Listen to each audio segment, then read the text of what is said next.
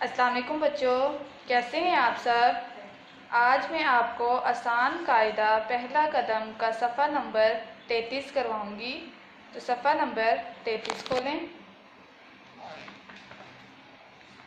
सफ़ा नंबर 33 हरूफ तहज्जी है शीन, शीन श, शीन श शेर, शीन श शेर, शीन श शेर, शीन श शलजम, शीन श शलजम, शीन श शलजम, शीन श शुतुरमुर्ग, शीन श शुतुरमुर्ग, शीन श शुतुरमुर्ग।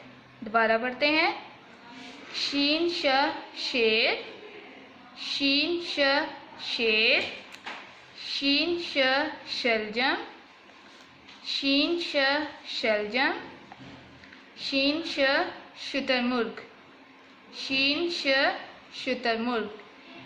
तो बच्चों, शेर में कलर है शलजम। शलजम में आपने आधा सफ़ेद रहने देना है और आधा जामनी कलर करना है।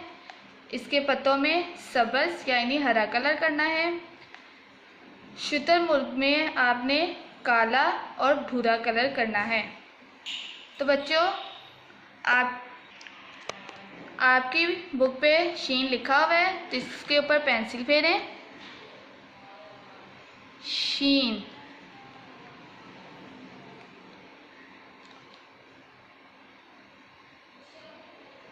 शीन।